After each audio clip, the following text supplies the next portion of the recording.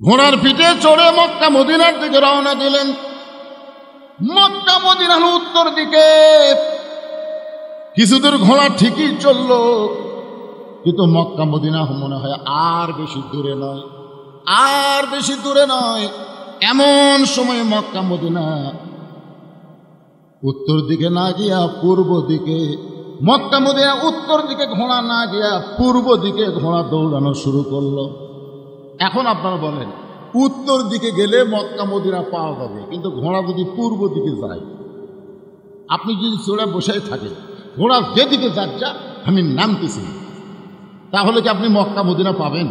যেরকম পাবেন। আমরা যদি মক্কা মদিনা পাবার চাই, আল্লাহর কোরআন নবীর হাদিস ছাড়া পাওয়ার কোন রাস্তা? মনে করেন মক্কা হলো কোরআন আর মদিনা হলো হাদিস, মক্কা হলো আল্লাহ আর মদিনা হলো মুহাম্মাদুর রাসূলুল্লাহ। প্রত্যেকটা মসজিদে গিয়ে দেখবেন এক সাইডে মক্কা আর এক সাইডে কি মদিনা। মক্কার উপরে লেখা আছে লা ইলাহা ইল্লাল্লাহ, মদিনার উপরে লেখা আছে মুহাম্মাদুর রাসূলুল্লাহ। কিন্তু ঘোড়াটা উত্তর দিকে মক্কা মদিনার দিকে না যাইয়া ঘোড়া যখন পূর্ব দিকে দৌড়ায়, জামবিদ রহমতুল্লাহ চিন্তায় পড়ে গেলেন, এই সময় যদি আমি ঘোড়ার পিঠে বসে থাকি তাহলে তো হবে না, বরং ঘোড়ার লাগাম টানা লাগবে। ধরে কারণ কি লাগাম মানে কি? ব্রেক, ব্রেক ব্রেক ব্রেক ছাড়া গাড়ি আর পর্দা ছাড়া নারী। যে মোটর সাইকেলে ব্রেক নাই, ওই মোটর সাইকেল যতই দামি হোক, আপনি যদি বগুড়ার উদ্দেশ্যে রওনা দেন, আপনি কিন্তু বগুড়া যাওয়ার আগে হাসপাতালে যাওয়া লাগবে। ধরে কোন কথা দেখছেন।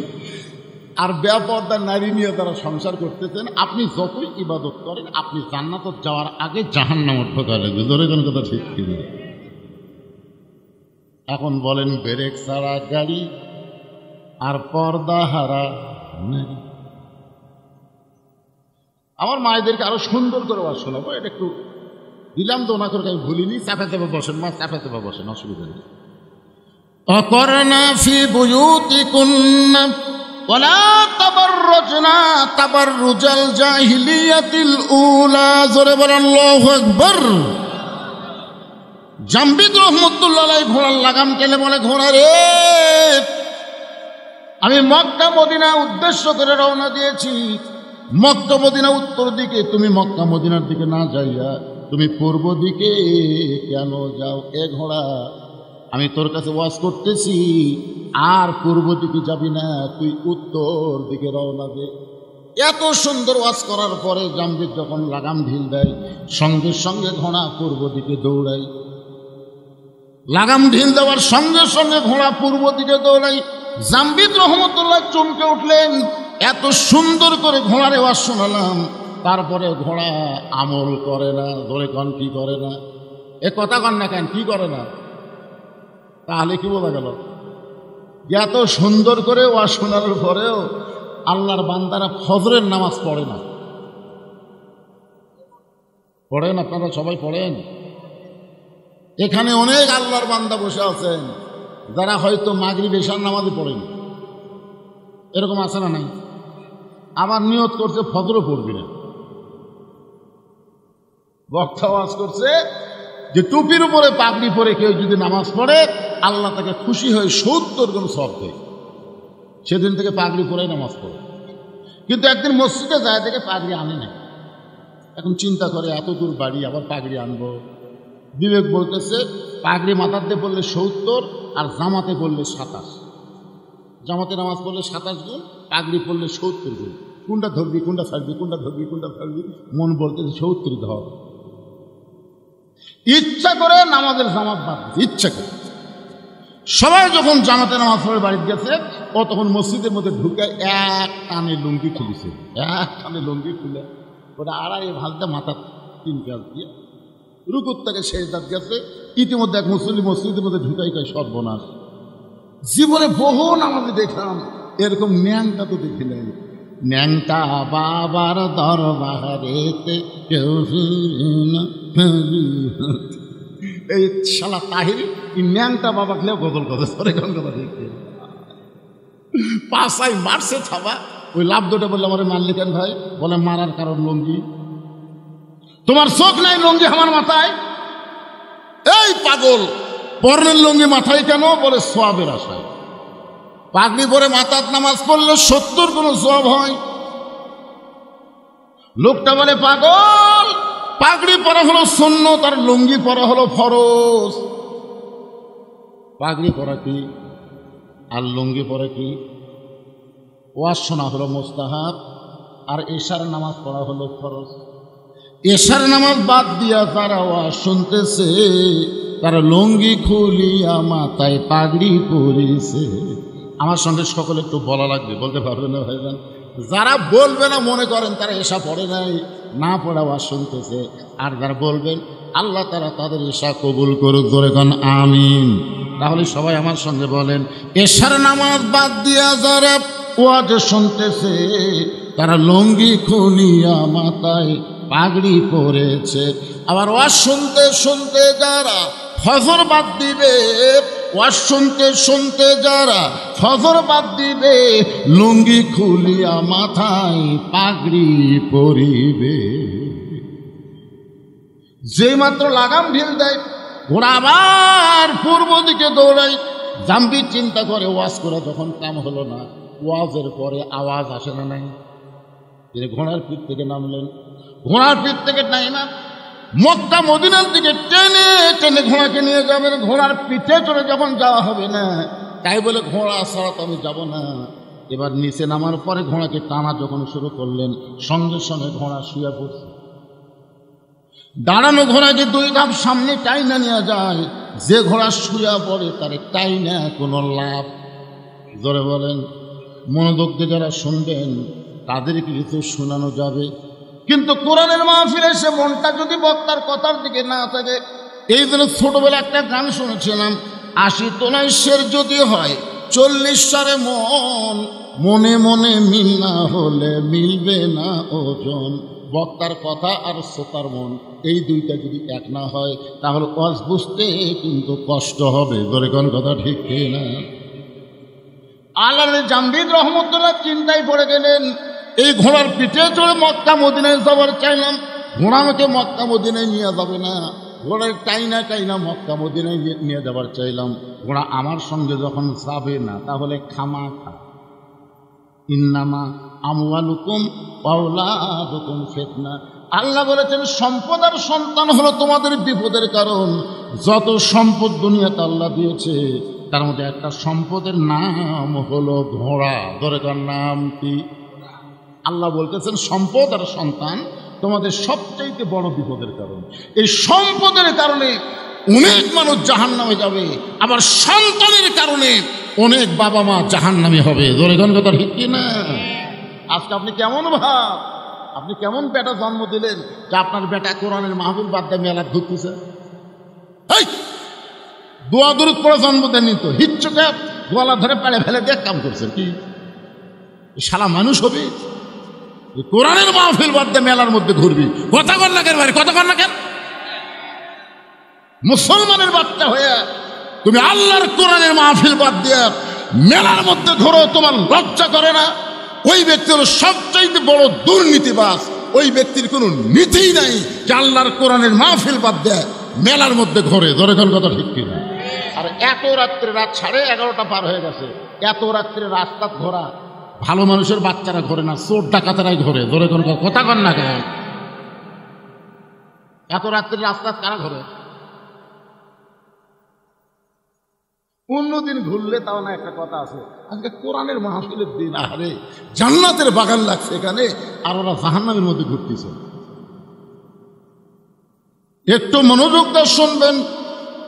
জামবিদ রহমতুল্লাহ ঘোড়ার মহব্বত কলিজা থেকে বের করে দিয়া মক্কা মদিনার দিকে হেঁটে হেঁটে রওনা দিয়েছে।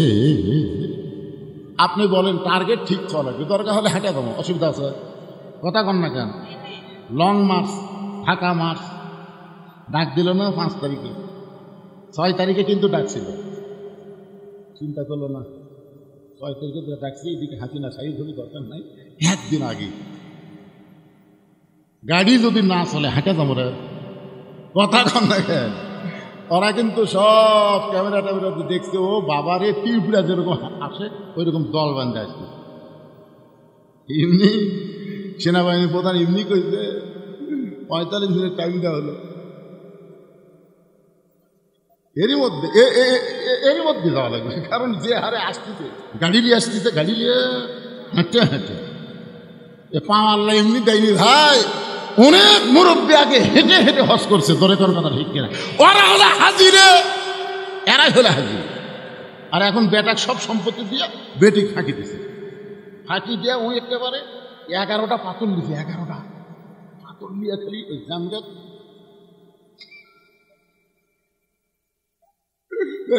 আল্লাহ বড় শয়তান, ছোট শয়তানের ভ্যালু হাঁটতেছে। সব সম্পত্তি বেটিক যে বাপ ফাঁকি দিছে ওই মানুষ আছে, ওই আবার মক্কার যা শয়তান মারতেছে। কেন পাগলা তুই মারলে, তুই বড় শয়তানের বাপ। কথা কন না কেন ভাইজান? মন খারাপ করতেছেন?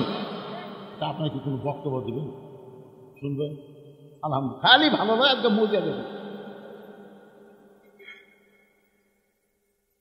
আল্লাহ হেঁটে হেঁটে যখন রওনা দিলেন, এমন সময় মন বলতেছে জাম্বিদ, এত সুন্দর ঘোড়ার পিঠে চড়ে মক্কা মদিনায় যাবার চাইলি, সেই ঘোড়া তোকে যখন মক্কা মদিনা নিয়ে যাবে না, তুই ঘোড়ার লাগাম টানলে ঘোড়া তোমার সঙ্গেও যাব না। একটা বার কি ঘাড় কাত করে দেখা যায় না ঘোড়া কি করতেছে? ইলা জিহাদুল কাবাতি শরীফতে আল্লাহ মন বলতেছে, কাবার দিকে তো মুখ করে খাড়া হবে রে, তোর 2000 টাকা জুতা যে সাইডে কিছু দেখ তো জুতো, মানে জুতাও দেখতেছে, নামাও তো হবে হবে।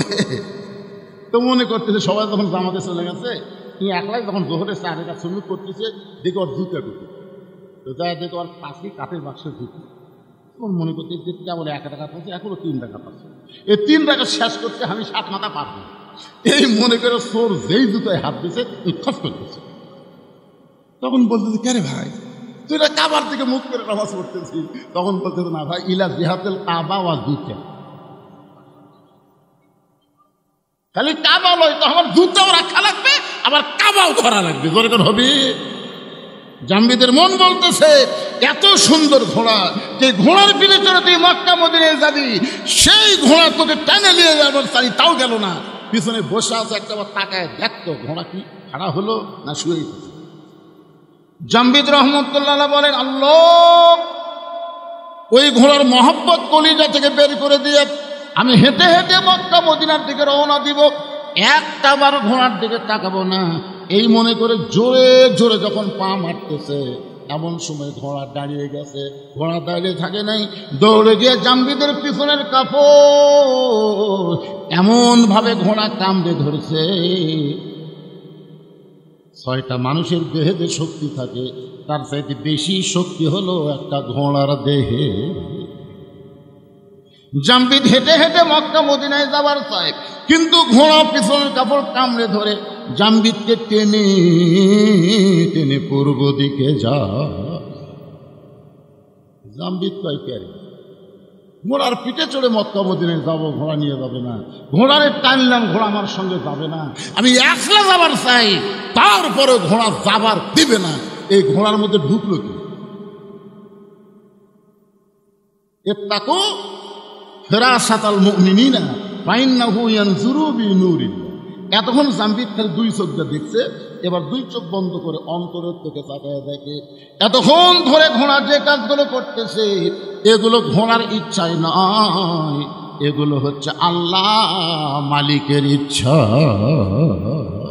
সুবহানাল্লাহ, জোরে কর। 2 চোখ দেখলে ঘোড়া খারাপ, কিন্তু ইয়ানজুরু বিনুরিল্লাহ 2 চোখ বন্ধ করে যখন নূরের চোখটা তাকায় দেখে যে ঘোড়া যা কিছু করতেছে ঘোড়া নিজে করতেছে না, ঘোড়ার মালিককে, জাম্বিদের মালিককে। আল্লাহ জাম্বিদ ঘোড়ার পিঠে চললেন, দেখি ঘোড়া কোথায় নিয়ে যায়। আল্লাহ কেন মক্কা মদিনায় যাবার না দিয়ে, আল্লাহ আমারে কোথায় নিয়ে যাবে? ঘোড়ার পিঠে যখন চললেন, ঘোড়া চলতে চলতে চলতে চলতে রোম দেশ, ধরে কোন দেশ, এই আমার সঙ্গে কেউ করে বলেন কোন দেশ? এই তো রোম দেশের বর্ডারে এসে ঘোড়া দাঁড়ায়, বর্ডার। সঙ্গে সঙ্গে ৬-৭ জন সৈন্য জাম্বিদের দিকে তাকায় আছে। জাম্বিদ জোড়হাত করে বলতে, ভাইজান আমার কোনো দোষ নেই, আমি মক্কা মদিনায় যাব, কিন্তু ঘোড়া আমাকে এই পর্যন্ত টানে আনছে ভাই, আমার কোনো দোষ নেই। কারণ মক্কা মদিনায় যাওয়ার ভিসা আছে, কিন্তু এই দেশের যাওয়ার তখন ভিসা নেই, কিন্তু ঘোড়া তো বোঝে না। সঙ্গে সঙ্গে সৈন্যগুলো বলতেছে, হুজুর ঘোড়ার রং ঠিকই আছে, আপনার নাম যদি জাম্বিদ হয় আর আপনার বাড়ি যদি বাগদাদের খোরাসান হয়, এই দেশের নাম হলো রোম দেশ। ধরে বলেন সুবহানাল্লাহ।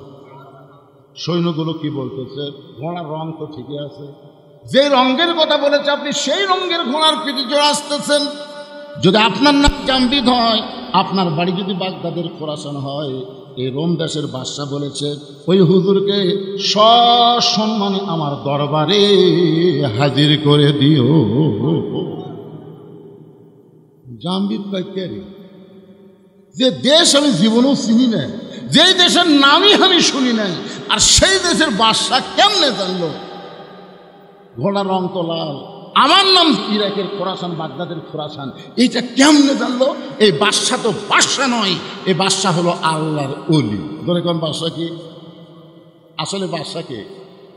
আমাদের মধ্যে কিছু কিছু নেতা বলে ইসলামের সাথে রাজনীতির কোনো সম্পর্ক নেই।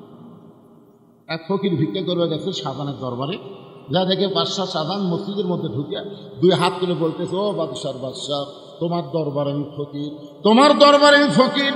ফকির মনে মনে কয়, আইলাম বাদশার কাছে, আইসা থেকে বাদশা নিজেই ফকির হয়ে কাঁদতেছে, তাহলে আমিও যা সাজানো তাই, তাহলে আসল বাদশাকে?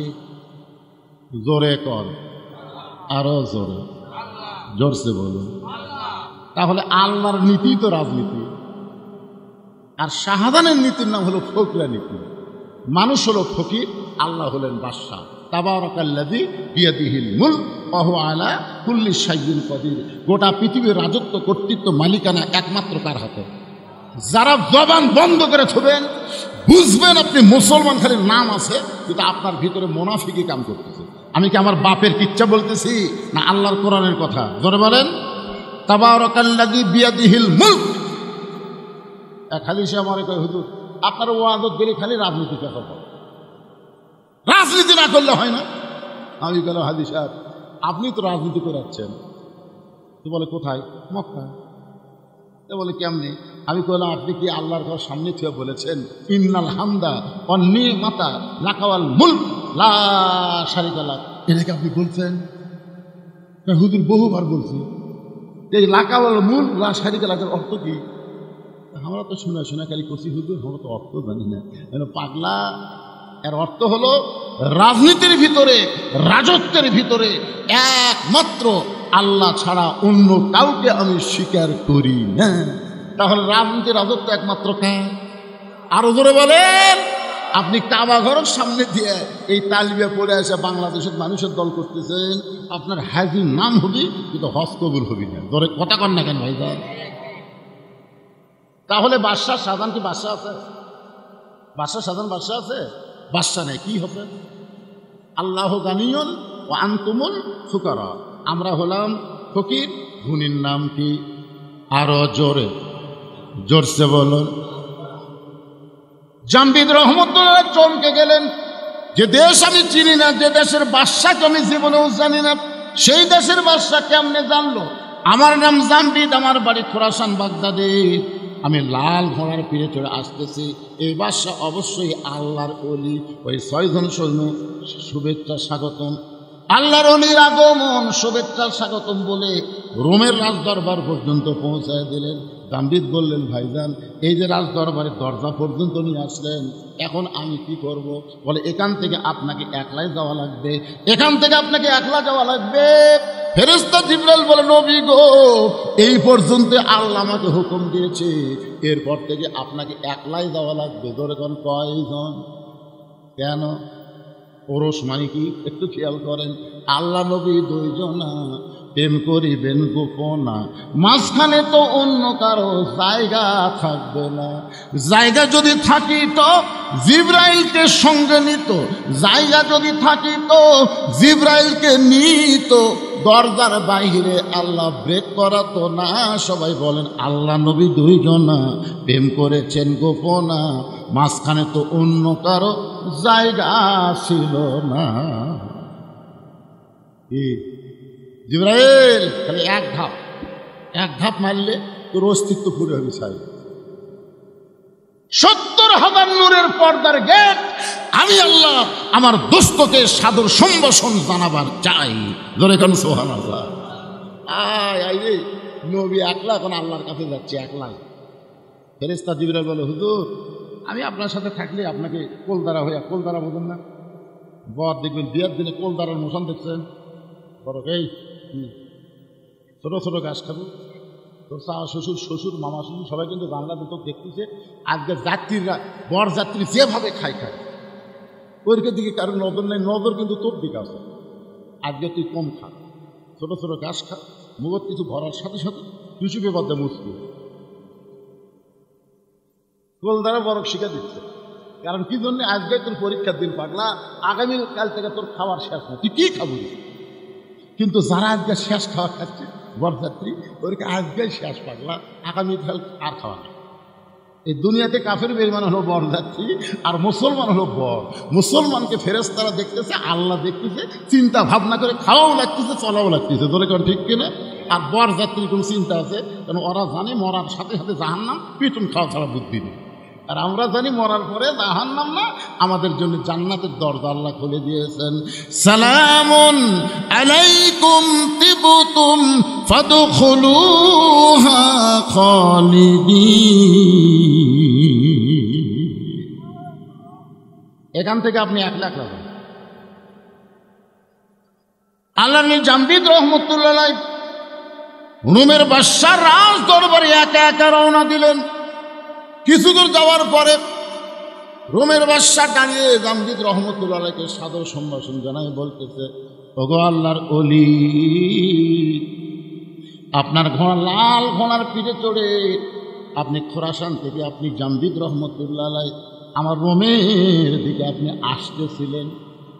জামবিদ কয় না, আপনার ধারণা ঠিক না, আমি মক্কা মদিনা যাওয়ার চেষ্টা করি, মক্কা মদিনা। কিন্তু এই ঘোড়ার কারণে, শুধুমাত্র ঘোড়ার কারণে আল্লাহর ইচ্ছায় আমাদের রোমের দেশে আসতে হলো। তবে আমি জানতে চাই আপনি কেমনে জানলেন আমার নাম জামবিদ, আমার বাড়ি খোরাসান, আমি লাল ঘোড়ার পিঠে করে আসতেছি, এইটা আপনি কেমনে জানলেন? রোমের বাদশা বলে আমি জানি না,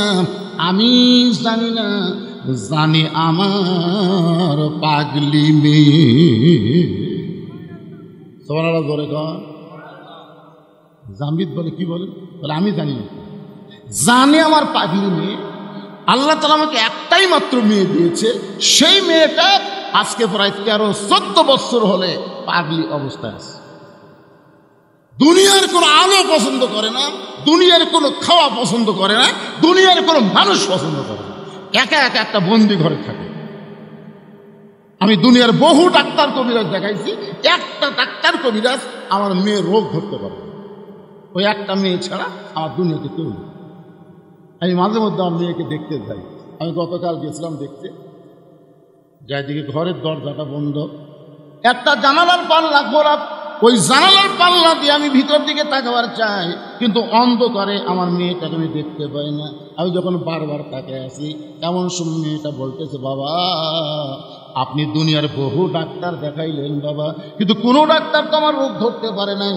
আমি কোন রোগের রোগী যদি জানতে চান, তাহলে খোরাসান থেকে একজন আল্লাহর ওলি, নাম তার জামবিদ, লাল ঘোড়ার পিঠে চড়ে রোমের দিকে আসতেছে, তাকে যদি আপনি আমার কাছে আনতে পারেন বাবা, তাহলে সেই বলতে পারবে আমার ভিতরে কি রোগ রয়েছে। আমি আমার মেয়েটার কথা প্রথমে বিশ্বাস করলাম না, কারণ মেয়েটা আমার পাগলি হয়ে গেছে। রুগী অবস্থায় আছে, মেয়েটার কথা বিশ্বাস করলাম না। তারপরে মনে মনে চিন্তা করলাম কয়েকটা সৈন্যকে আমি পাঠাইয়া দিয়ে দেখি তো, যদি এইরকম কোনো মানুষ আসে তাহলে ধরে যেন আমার দরবারে নিয়ে আসে। ওগো আল্লাহর ওলি, আপনার ঘোড়ার রঙ ঠিক আছে, আপনার নাম যদি জামবিদ হয় আর বাড়ি যদি বাগদাদের খোরাসান হয়, তখন আমার পাগলি মেয়ের কাছে একটু চলেন। কোন রোগে আমার মেয়েটা রোগে ভুগতেছে, কোন অসুখ আমার মেয়েটার মধ্যে ধরে বসেছে, মেহেরবানি করে আপনি একটু বলে দিবে। জামবিদ চোখ বন্ধ করে, সর্বনাশ, একটা মেয়ে। আপনার কি মনে করতেছে? মেয়ে। পৃথিবীর মধ্যে সর্বপ্রথম এই মেয়েই কিন্তু ঈমান গ্রহণ করছে আল্লাহর নবীর হাতে। জোরে কোন ঠিক কিনা? সে মেয়েটার নাম কি? খাদিজাতুল কুবরা। দেখছেন, পৃথিবীতে সর্বপ্রথম একজন নারীকে জান্নাতি নারীদের নেত্রী বানানো হবে। জোরে কোন ঠিক কিনা? এমন করে গল্প শুনছেন যে একটা মরদ মানুষকে জান্নাতের রাজা বানানো হবে, শুনছেন? কথা কন না কেন? কি আবার বাংলাদেশে একা খালি খালি নারী, এরশাদ চাচার পর থেকে আর কোনো মরদ নাই। কোন দিকে যাবেন? রাস্তা দিয়ে গেলে বাড়িতে মরদ মানুষ আছে কিনা বোঝা যায় না, খালি মেয়ে মানুষের কণ্ঠ শোনা যায়। কে রে, মেয়ে মানুষের এত পাওয়ার কে দিল? সুবহানাল্লাহ বলে। জামবিদ চমকে গেল। এতক্ষণ মনে করছিলাম যে রোমের বাদশা, আল্লাহর ওলি, এখন এসে শুনতেছি ওর মেয়ে। তাও এত বছর হলে পাগলি অবস্থায় আছে। জামবিদ রহমান ধীরে ধীরে ওই পাগলি মেয়েটার দরজায় গিয়ে বললেন, মা দরজা খোলো, কোন রোগে তুমি রুগী হয়েছো, আমি তোমাকে একটু পরখ করে দেখতে চাই। মেয়েটা বলে, আল্লাহর ওলি, মক্কা মদিনায় যাওয়ার চাইছিল, কিন্তু মক্কা মদিনা বাদ দিয়া এই পাগলির কাছে কেন আসলা? জামবিদ চমকে উঠছে। আমি মক্কা মদিনায় যাওয়ার চাইছিলাম, মক্কা মদিনায় না যে এই পাগলির কাছে কেন আসলাম? মেয়েটা বলে, জামবিদ রে, মক্কা মদিনায় তুমি কেন যাবে? জামবিদ বলে, মা তুমি কি জানো না, মক্কায় আল্লাহর ঘর, ওই মদিনায় রাসূলের রওজা, প্রত্যেকটা মুমিন মুসলমান মক্কা মদিনায় যাবার চাই। মেয়েটা বলে, আমি মক্কা মদিনায় যাব না, মক্কা মদিনা কি আমার কাছে আসবে না? জামবিদ বলে, মা উল্টা কথা বলো না, মা উল্টা কথা বলো না, মক্কা মদিনা কোনোদিন মানুষের কাছে আসে না, বরং মানুষগুলোকেই মক্কা মদিনায় যেতে হয়। মেয়েটা বলে, জামবিদ রে, এটাই যদি তোমার ধারণা হয় তাহলে শুনে নাও, তুমি এখনো কামেল হতে পারো নাই। এটাই যদি তোমার ধারণা হয়। কি সারাদিন ধরে মারছে, সারাদিন মারার পরে গোটা দেহ যখন রক্তাক্ত হয়ে গেছে, তারপরে সারা রাত বুকে পাথর চাপা দিয়ে রাখছে, সারা রাত। আবু জেহেল বলতেছে, যে পাথর বেলালের বুকে চাপা দিয়েছি, এ পাথরটা আমাদের সুস্থ মানুষের বুকে দেওয়া মাত্র মরবে, আর এক সারাদিন মারার পরে তো আহত হয়ে গেছে, এত ওজনের পাথর চাপা দিলে মরে যাবে। সকালবেলা লাশ তোমরা টেনে নিয়ে যায় আব্দুল্লাহর এতিম পোলার সামনে দিয়ে আসো, আমাদের গোলামকে মুসলমান বানালে আমরা তার অবস্থা এমনি করে দেব। এই কথা বলে আবু জেহেল যখন চলে গেছে বাড়িতে, সকালবেলায় কতগুলো কাফের যুবক বেলালের লাশ নিতে আইসা দেখে বেলালের বুকের পাথর নিঃশ্বাসের সঙ্গে উঠতেছে আর ডাবতেছে। পারাকাইকে চাপা দিলি মরবি। আর সেই লোকটার নিঃশ্বাসে এত পাওয়া, এই নিঃশ্বাস কি সাধারণ নিঃশ্বাস? এই নিঃশ্বাস হলো ইমানদারের নিঃশ্বাস। জোরে কোন ঠিক কি না? জেলের মধ্যে নিয়ে থেকে, জেলের থেকে নিয়ে যা তুমি হাসপাতালে হত্যা করবা। 13 বছর অন্যায়ভাবে হুজুরকে জেল দিলে, এতেও তোমার খায়স মিটল না। তুমি জেল থেকে বের করে মিথ্যা নাটক করে তুমি হুজুরকে হাসপাতালে হত্যা করবা। আপনার বলেন তো হুজুরের নিঃশ্বাস নাই? যখন আসে না নাই? আপনার কি ওই ভিডিও দেখছেন? উনি যখন হাসপাতালে বেডের উপর বসে আছেন, দেখছেন? একটু মনোযোগ দিয়ে শুনবেন। যুবকের এক দৌড় নেতার কাছে, নেতা আপনি বলেছিলেন পাথর চাপা দিলেই মরে যাবে, আসেন মরে নাই, বরং নিঃশ্বাসের সঙ্গে পাথর উঠতেছে আর ডাবতেছে। আবু জেহেল ওতবা সাইবা দৌড়ে এসে দেখে বেলালের জবান থেকে আল্লাহ আল্লাহ আল্লাহ আহাদ আহাদ উচ্চারণ হচ্ছে।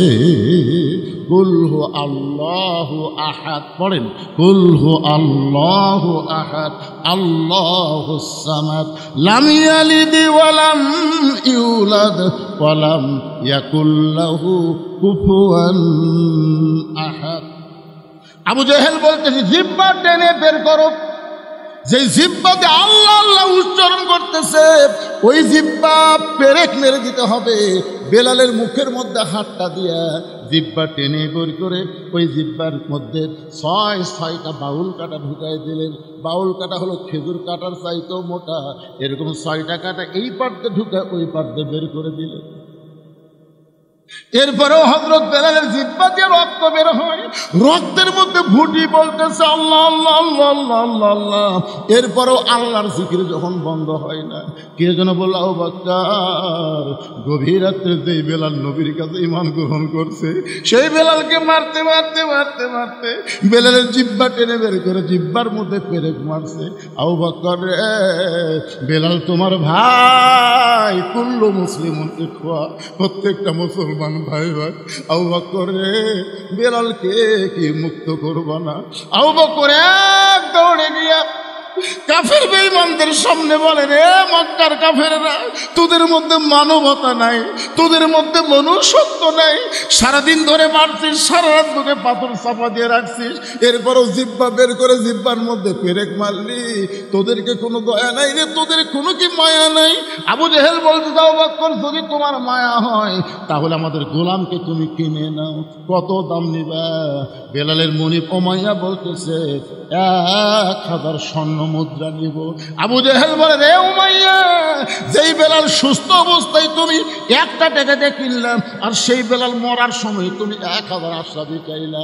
আবু বকর বলে, উমাইয়া, আমার কাছে যদি 10,000 টাকা চাইতা, তারপর আমার ভাই বেলালকে তোমাদের কাছে এক মুহূর্ত আমি রাখবো না।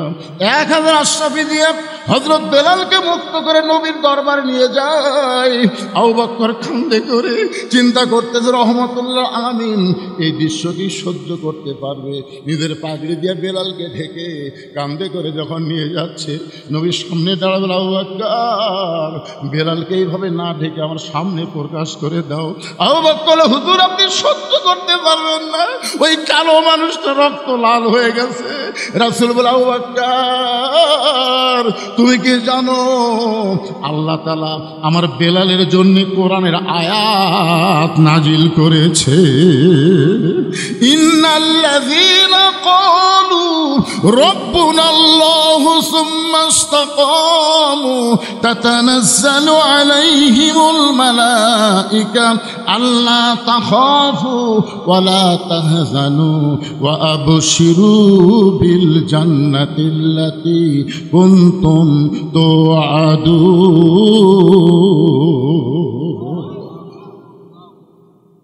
হযরত আবু বকর আস্তে করে বেলালকে নিজের কাঁধ থেকে নামালেন। নামার পরে পাগড়ি যেই মাত্র টান দিছে, নবী তাকায় দেখে বেলালের জিহ্বার মধ্যে পেরেক মারার কারণে জিহ্বাটা মোটা হয়ে মুখ থেকে অনেকখানি বার হয়ে আসছে।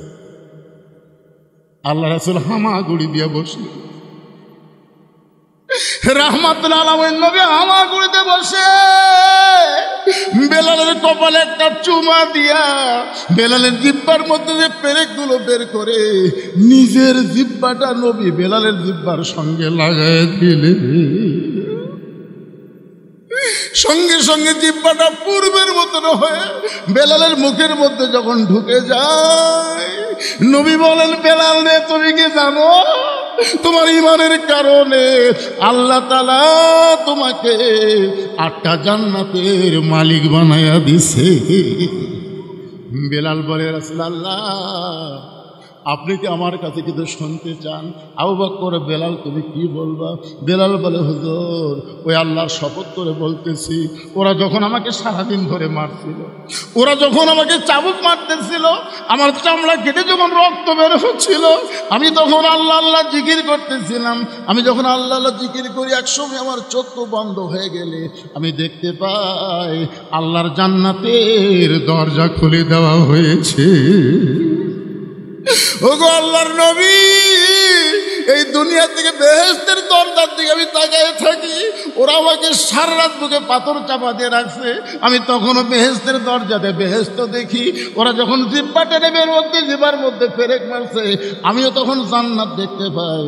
নবী বলেন, বেলাল রে, তুমি আছো দুনিয়ায়, আর দুনিয়া থেকে আল্লাহ তোমাকে জান্নাত দেখায়। লিল্লাহে তাকবীর। তাহলে ঈমানের কারণে দুনিয়া থেকে যদি জান্নাত দেখা যায়, তাহলে আপনি যেখানেই থাকেন না কেন, মক্কা মদিনা কি আল্লাহ আপনার কাছে পাঠাবার পারে না? যখন পারে কি পারে না? সমস্ত ক্ষমতার মালিককে। জামবিদ বলে, মা, মক্কা মদিনা কোনোদিন মানুষের কাছে আসে না, বরং মানুষগুলোকে মক্কা মদিনায় যাইতে হয়। মেয়েটা বলে, জামবিদ রে, এটাই যদি তোমার ঈমান হয়, তুমি ঘোড়াকে যেরকম দেখছো, যে ঘোড়া তোমার তাই নিয়ে যাবে মক্কা মদিনায়, কিন্তু ঘোড়া দৌড়ায় পূর্বের দিকে। ঘোড়া কেন টানলে ঘোড়া মাটির শুয়ে পড়লো? জামবিদ খেলে চুমকে চুম করতেছি, এইগুলো খবর কি হলো? এই জায়গা তখন চালান হলো। জামবিদ ইয়ানজুরু বিনূরিল্লাহ, একটাবার নূরের চোখে তাকায় দেখো, আমার অন্ধকার ঘরে কোনো আলো নাই। আমার ঘরে দেখতে গেলে দুনিয়ার আলো চলবে না। ইয়ানজুরু বিনূরিল্লাহ, তুমি নূরের চোখে নজর করো। জামবিদ চোখ বন্ধ করে তাকায় দেখে, মেয়েটার ডান পাশে কাবা, আর বাম পাশে স্বয়ং আল্লাহর নবী বসে আছে। লিল্লাহে তাকবীর। জামবিদ দরজাত বসে বলে, মা, মা, তুমি এমন কি আমল করো যে আমল করনে ডান পাশে মক্কা, বাম পাশে মদিনা? তুমি এমন কি আমল করো মা, যে আমলের কারণে তোমাকে মক্কাও যাওয়া লাগলো না, মদিনাও যাওয়া লাগলো না, মক্কা মদিনা তোমার কাছে চলে আসলো? এই আমলটার নাম কি? আজকে যুবক যারা এসব বাদ দেওয়া, ফজর বাদ দেওয়ার চিন্তা করতেছো, আজকে তোমাদেরকে সে আমলের খবর দেব। শুনবেন না আপনারা? শুনবেন না? তাহলে আয়াতটা আর একবার তেলাওয়াত করি। ইয়া আইয়ুহাল্লাযীনা আমানুত্তাকুল্লাহা হাক্কা তুকাতিহি ওয়া লা তামুতুন্না ইল্লা ওয়া আনতুম মুসলিমুন। না, দুর্বল হয়ে গেছে ওয়াজ শুনে কি দুর্বল হলেন? আরে পাগলা, কোন আমলের কারণে নমরুদের আগুনের চুলায় শান্তির বাগান হলো আমাদের জাতির পিতার জন্য? জানা লাগবে না? কোন আমলের কারণে মুসা নবীর জন্য আল্লাহ সাগরকে রাস্তা বানায় দিল? এগুলো তো আমাকে জানা লাগবে ভাইজান। কারণ ভারত যে হারে মাঝে মধ্যে হুমকি মারতেছে, ওরকে হাতত নাকি এমন অস্ত্র আছে যে বাংলাদেশকে দখল করতে ওরকে 15 দিনও টাইম লাগবে না। আর একটা নেতা কত 15 মিনিটে বাংলাদেশে আসে। আয় হাই রে, ওরা কিসের ভরসায় এত বড় হুমকি মারতেছে? ওদের কাছে অ্যাটম আছে, হাইড্রোজেন আছে, পারমাণবিক অস্ত্র আছে, ওরা মনে করতেছে অস্ত্র আছে। আর আমরা বলি, পাগলা, অস্ত্রকে আমরা তৈরি করি না, আমাদের আল্লাহ আছে। জোরে কোন কথা বলেন না কেন? ইমাম মেহেদী আলাইহিস সালাম আসবেন কোন আমল নিয়ে পৃথিবীতে? ঈসা আলাইহিস সালাম আসবেন কোন আমলের নিয়ে পৃথিবীতে? তারা আসার সাথে সাথে পৃথিবীর সমস্ত ইহুদি, খ্রিস্টান, কাফেররা পরাজিত হয়ে যাবে। জোরে কোন কথা ঠিক না? এখন আমাদের মুসলমানকে সে আমল করার দরকার আছে না নাই?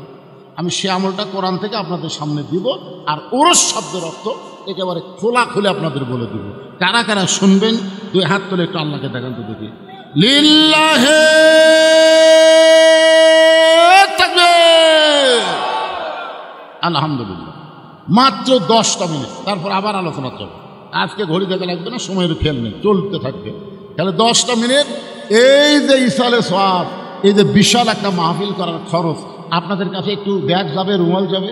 আল্লাহর হস্তে 10, 20, 50, 100 যে যা পারবেন দান করবেন। আপনাদের ওটার দরকার নেই, আপনাদের কাছে আপনারা প্রাণ খুলে দান করবেন। আর এখানে আমি 100 জন আল্লাহর বান্দা চাই, 100 জন। কয়শো জন?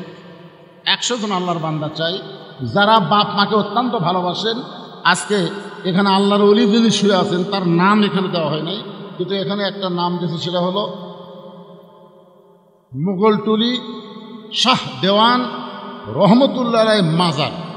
এখানে যে শাহ দেওয়ান রহমতুল্লাহ আলাইহির মাজার আছে, এই ব্যাপারে কারো সন্দেহ আছে? আপনাদের কারো সন্দেহ আছে? নাম জানি না, কিন্তু এখানে যে একজন আল্লাহর ওলি আছে এ ব্যাপারে তো সন্দেহ নেই। তো প্রত্যেক বছর এরকম একটা করে মাহফিল এখানে হোক, এটাকে আপনারা চান?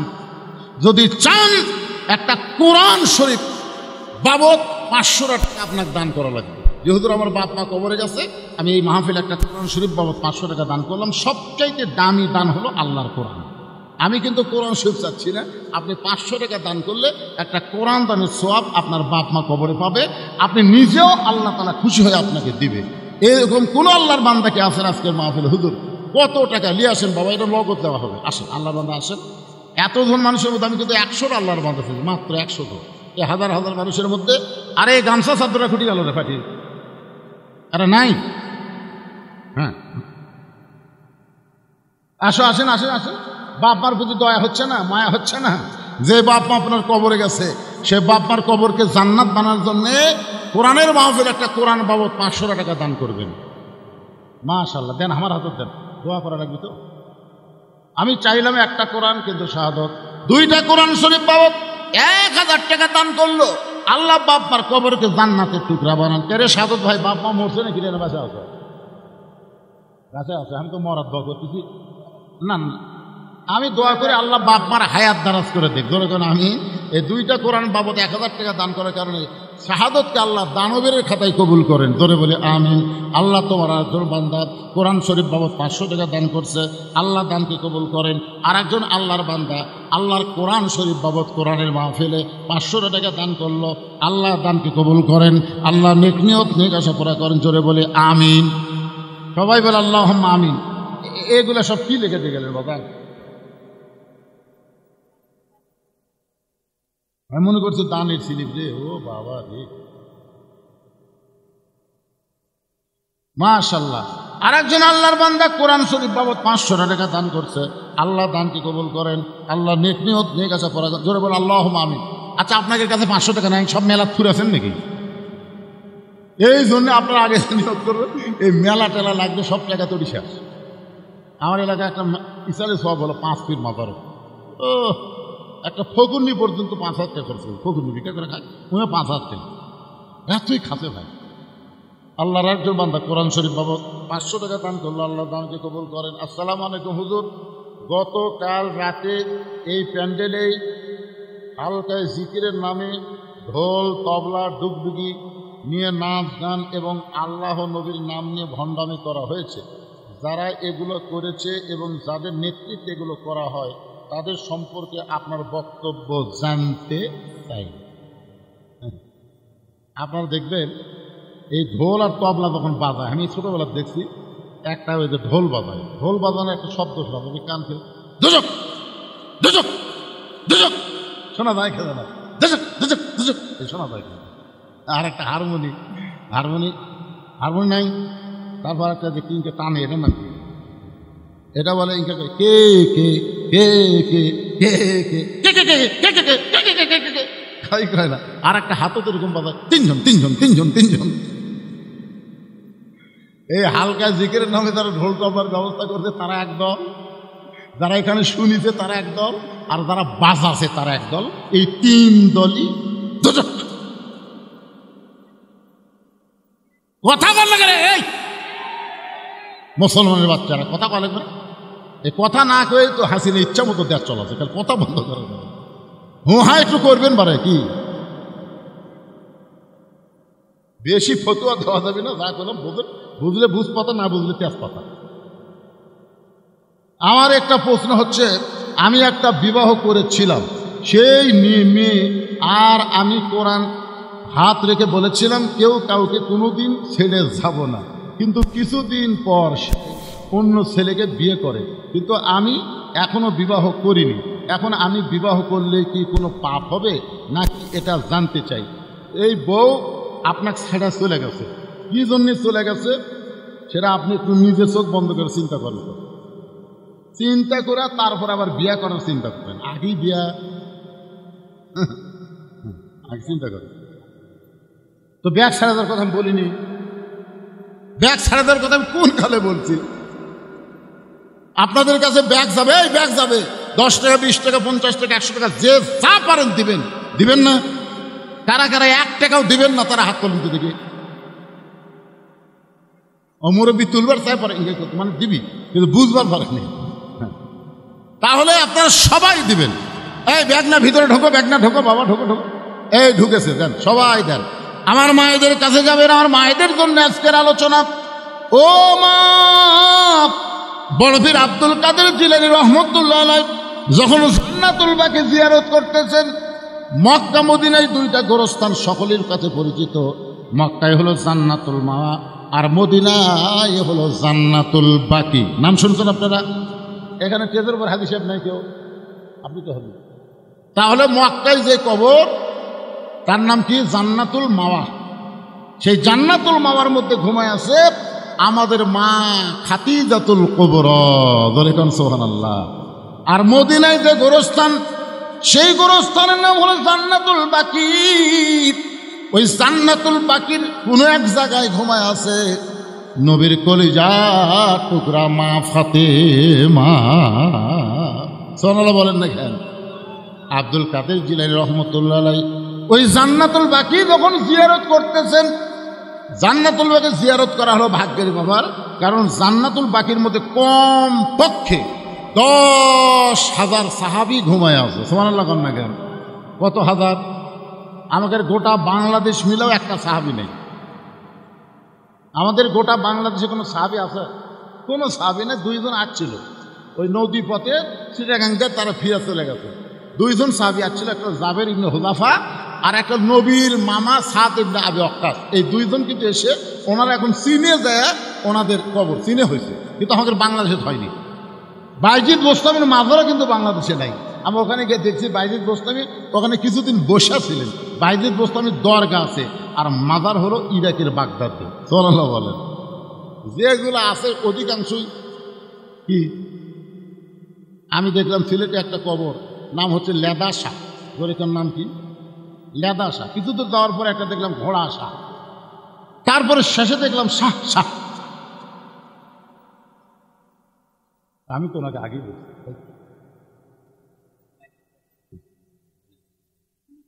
মাশাআল্লাহ, আমার ভাই দেখে যে আপনার ওয়াজ এতই ভালো লাগতেছে, আমি কিন্তু ওনাকে আসতে বলছি, ভাই সালাম কালাম দিয়ে যান। সেটা না হুজুর আমি শুনবো। আলহামদুলিল্লাহ, এই আদায় যতক্ষণ হবে ততক্ষণ আমার ভাইজান আপনার একটু শুভেচ্ছা বিনিময় করবে, তারপর আবার আলোচনা চলবে ইনশাআল্লাহ। হ্যাঁ,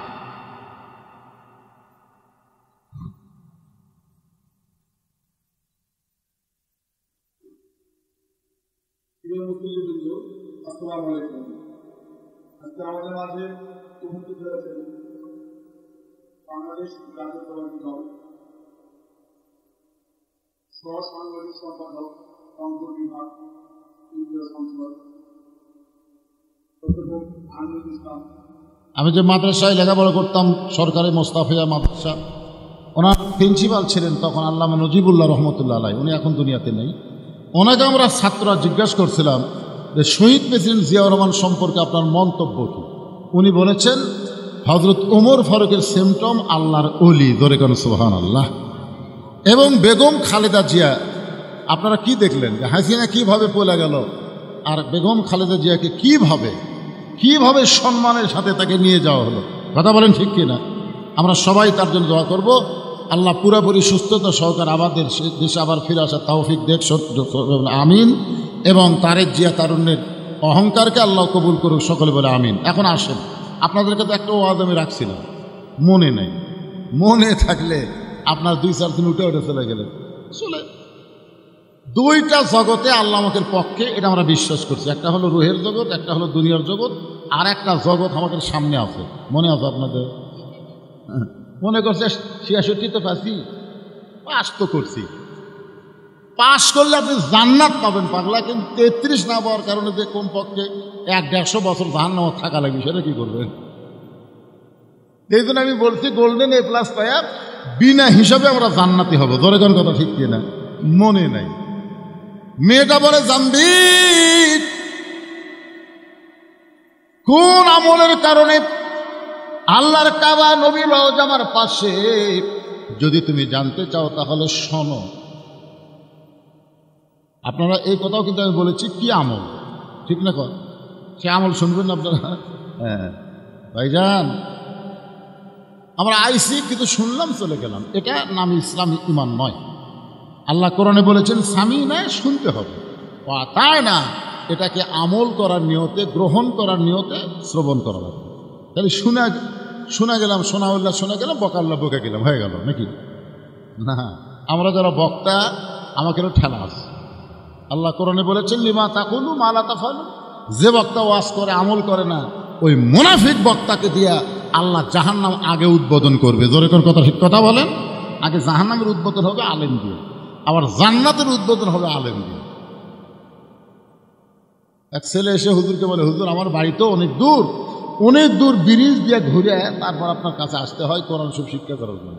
হুজুর ওই ব্রিজ দিয়ে ঘুরে আসতে আমার খুবই সময় লাগে, কষ্ট হয়। এমন কিছু দোয়া আছে যে দোয়া পাঠ করলে নদী পার হওয়া যায়? তো পীর সাহেব তো মনে মনে চিন্তা করছে কি পাগলা, দোয়া দেখুন যে নদী পার হওয়া যায়। তো বলছে বিসমিল্লাহ করে চোখ বন্ধ করবি। মনে করছে বিসমিল্লাহ করে চোখ বন্ধ করে পানির মধ্যে ডুবা গেলে আর নামবি না। ধরে কথা ঠিক ছিল। তো পীর সাহেব যে কথা কইছে ওই ছেলেটা বড়টা ইমানের সাথে বিশ্বাস করছে যে বিসমিল্লাহ কয়ে চোখ বন্ধ করে পা নদী পার হওয়া যায়। তো খামাখা ওই ব্রিজে ঘোরার দরকার আছে? হুজুর কিন্তু ঠাট্টার স্থলে বলেছে, ছাত্র কিন্তু বিশ্বাসে গ্রহণ করছে। এখন যে নদীর পাড়ে যায় বিসমিল্লাহ বলে চোখ বন্ধ করে পা দিছে, চোখ খুলে দেখে ওই পারে চলে গেছে।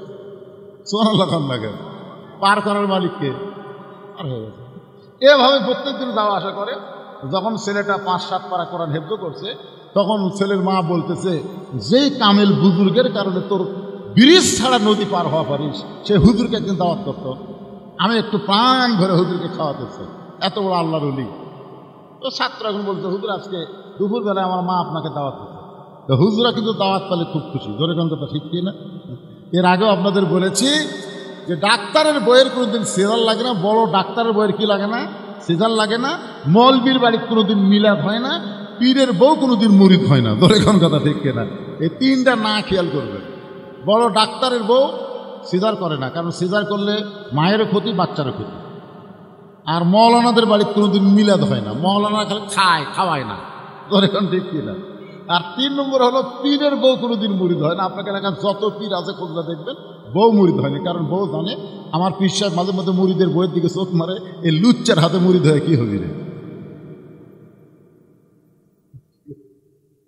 তাছাড়া আবার বসে যাবেন, পারবেন না, ক্লান্ত হয়ে গেছে। তা আলহামদুলিল্লাহ যে কথা বলতেছি একটু খেয়াল করেন ভাইজান, বিরক্ত হচ্ছেন? হ্যাঁ, কোন আমল ওরস, আর একটা হলো 33। ধরে কেন ঠিক কিনা? 66 পাচ্ছি, খালি 33।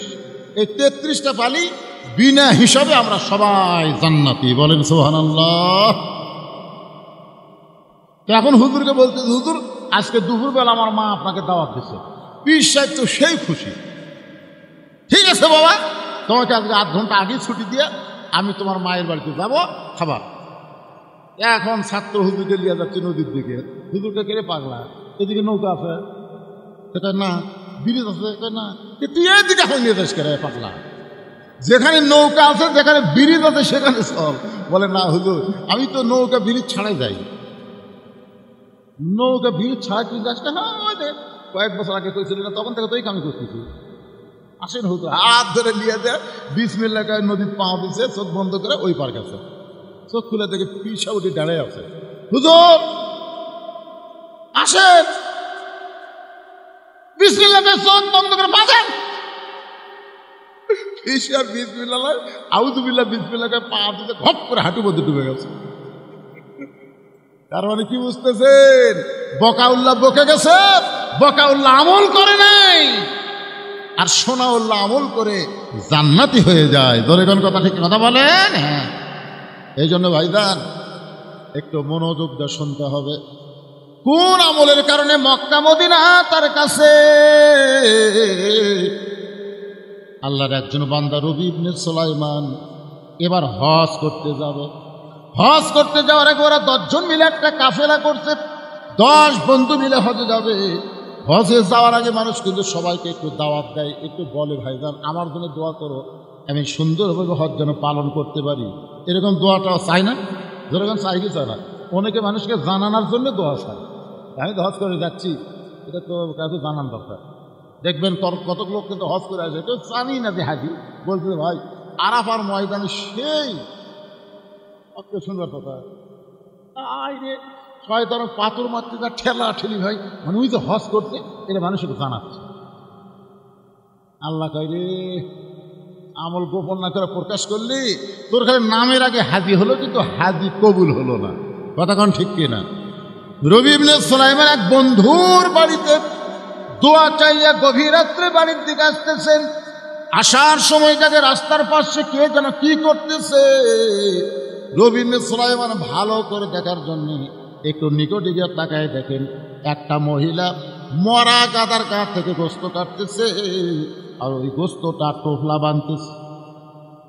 গাধা খাওয়া হারাম, গাধা খাওয়া হারাম আর মরা গাদার গোস্ত। রবি ইবনে সুলাইমান চিন্তা করে এটা কেমন মেয়ে, রাতের বেলা মরা গাদার গোস্ত কাটতেছে, হয়তো কোনো হোটেলে সাপ্লাই দিবে। মনের মধ্যে সন্দেহ করে মেয়েটা যখন গোস্তের টোপলা নিয়ে রওনা দেয়, রবি ইবনে সুলাইমান নিজের বাড়ির দিকে না গিয়া ওই মেয়েটার পিছনে পিছনে রওনা দেয়। মেয়েটা একটা ভাঙ্গা বাড়ির মধ্যে ঢোকার সঙ্গে সঙ্গে 2টা মেয়ে মা মা বলে কাঁদতেছে। মা বলতেছে মা আর কান্দা লাগবে না, আল্লাহর নিয়ামত গোস্ত পাইছি, এই গোস্ত সিদ্ধ করে তোমরা খাও আর আল্লাহর শুকরিয়া আদায় করো। রবি ইবনে সুলাইমান চমকে গেল, একে তো গাধা খাওয়া হারাম, তারপরে মরা গাধার গোস্ত নিজের মেয়েদেরকে মা দিয়ে বলতে সিদ্ধ করে খাওয়া আল্লাহর শুকরিয়া আদায় করো। মেয়েটা খুশি হয়ে যখন 2টা মেয়ে গোস্তের টোপলা নেয়, এমন সময় রবি ইবনে সুলাইমান বলে মা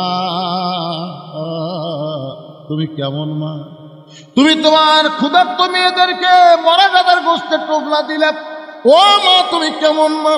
মা বলতেছে পথিক এই গভীর রাত্রে আমার বাড়ির ধার দিয়ে চলে যাচ্ছ, চলে যাও, আমার দিকে তোমার তাকান লাগবে না।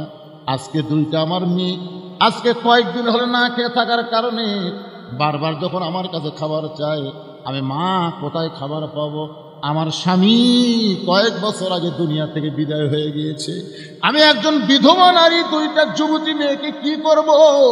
রাতের অন্ধকারে আমি বের হয়ে গেছি কিন্তু খোঁজার জন্য, ক্ষুধা নিবারণের জন্যে। এখন গাধা খাওয়া হারাম না হালাল এটা পরখ করার শক্তি বিবেক আমার নাই, মরা গাধা না জেতা গাধা এইটা চিন্তা করার শক্তি আমার অন্তরে নাই। আমি গোস্ত মেয়েদেরকে দিয়েছি, মেয়েরা সিদ্ধ করে খাবে, আল্লাহর শুকর আদায় করবে, কারণ এই মুহূর্তে জীবন বাঁচান ফরজ হয়ে গেছে। রবি ইবনে সুলাইমান বলেন মা তোমার মেয়েদেরকে মরা গাধার গোস্ত খাইতে দিও না। এবার আমি হজে যাবার চাইছিলাম মা, আমি আর হজে যাব না, আমার সমস্ত হজের টাকা পয়সা আমি তোমাদেরকে দান করে দিব।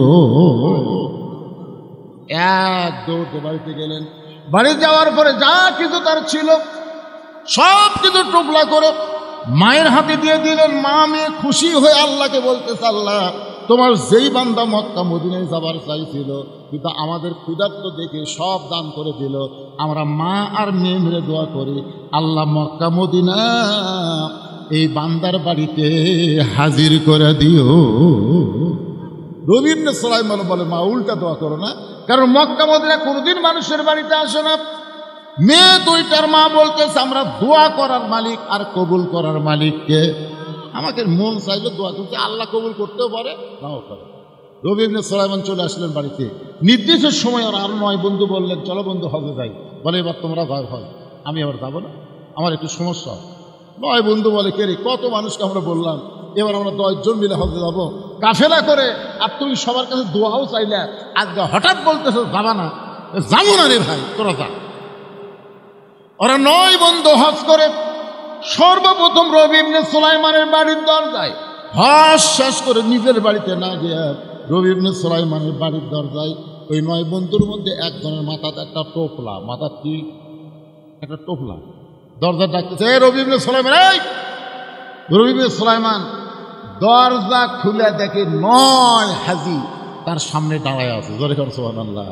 আল্লাহ রাসূল বলেন, তোমাদের এলাকায় কোনো ব্যক্তি হজ করে যখন আসবে, সর্বপ্রথম যদি তার চোখের দিকে মহব্বত করে তাকাও, ওই কাবা মদিনার দিকে যে সওয়াব পাইছে, তুমি গরিব মানুষ হওয়ার কারণে ওর চোখ দেখলে আল্লাহ সেই সওয়াব তোমার অন্তরে দিয়ে দিবে। এই জন্য হজ করে আসার সাথে সাথে কমপক্ষে 40 দিন সেই ব্যক্তি বেগুনা মাসুম থাকে, তার সঙ্গে একটু মোসাফা করা, মহানিকা করা, আবার খালি জমজমের পানি খাওয়ার জন্য এটা করা হবে না। আমার অনেক সময় হজ করে এসে ঢুকে থাকি, আপনি খুরমা খেজুর খাবি, পানি খাবি, হুজুর আমার একটা জায়নামাজ হবি না, আমার একটা তসবি আপনি দিবেন না হুজুর? কি তসবি জায়নামাজ না, হাজির চেহারার দিকে তাকায় থাকলে কাবা মদিনা জায়গার সওয়াব আল্লাহ দান করবে। সুবহানাল্লাহ বলেন। রবি সুলাইমান বলে, ভাইজান তোমরা 9 জন বন্ধু আমার বাড়ির দরজায়, আমার ভাগ্য এত ভালো, তার মাথা টোপলা আছে, এই মিথ্যা দেখ কি হজে যাওয়ার আগে তোর কাছে আইলাম, তুই কইলি এবার হজে যাবো না, কি কারণে যাবি না কারণও বলবি না। হেই, তুই যে কাবা ঘর তাওয়াফ করার সময় এই যে আমার মাথার টোপলা, তুই যে আমার টোপলা দিয়ে বললি, ভাই এই টোপলা নিয়ে আল্লাহ ঘর তাওয়াফ করতে আমার কষ্ট হচ্ছে, টোপলাটা একটু ধরতো, তোর টোপলা আমার দিয়ে তুই আল্লাহর ঘর তাওয়াফ করলি। আমরা 9টা বন্ধু দেখলাম, তুই আমাকে সাথে সাথে থাকতে থাকতে হারাই গেলি, আমরা গোটা মক্কা খুঁজা তো পাইনি রে। তুই টোপলাখানা দিয়ে কোথায় হারিয়ে গেলি, আবার হঠাৎ থেকে তুই সাফা মারোয়া সাই করতেছিস, তোকে টোপলা দেওয়ার জন্য তোর পিছনে পিছনে আমরা 9 বন্ধু দৌড়াই, হঠাৎ থেকে তুই আর নাই। গোটা মক্কায় খুঁজে যখন পাওয়া গেল না, চলে আসলাম মদিনায়। মদিনায় এসে দেখি নবীর রওজার পাশে দাঁড়িয়ে আল্লাহ নবীর সালাম দিস।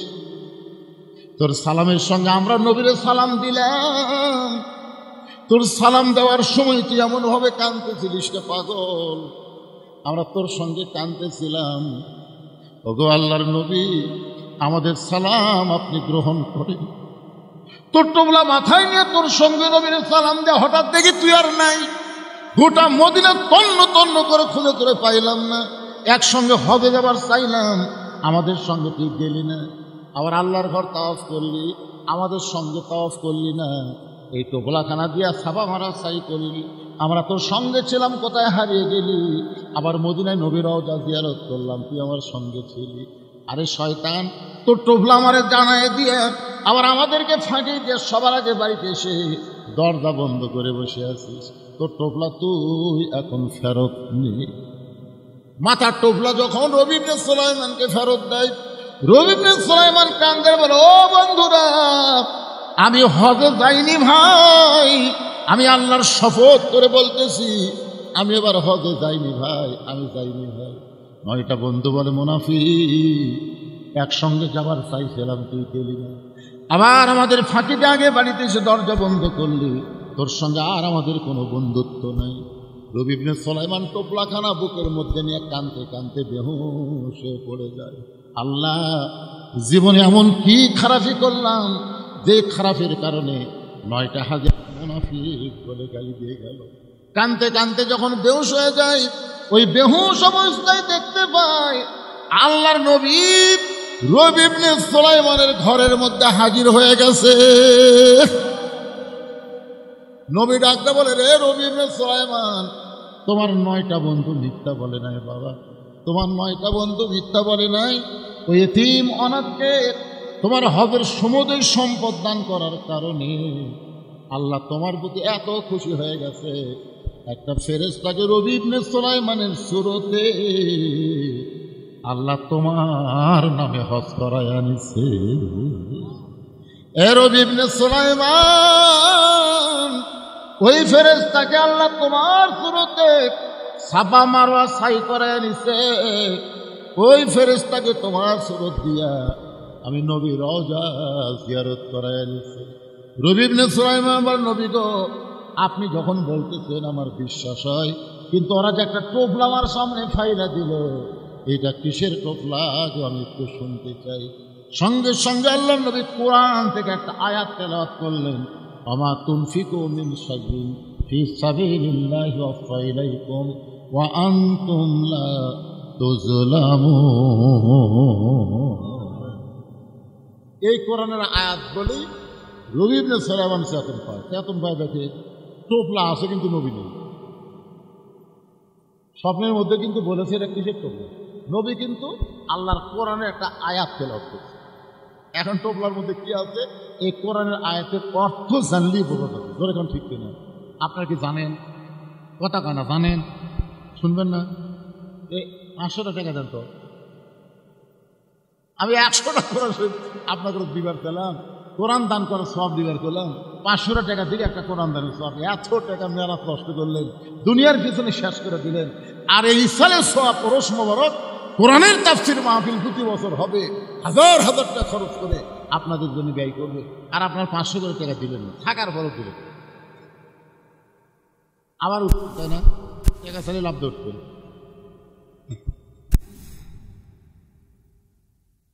দেখেন দেখুন, ধরেন তো।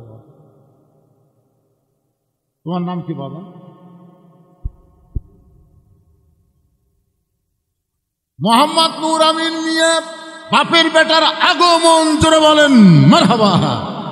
এরকম বাপের বেটার একটা অনেক বাপের বেটা দেখেন তো কিভাবে। আগে আপনি 500 টাকাই দেন, হুজুর 500 টাকা দিল, একটা কোরআন দানের সব পালো। যেরকম আমিন কুটি হেলিকপ্টার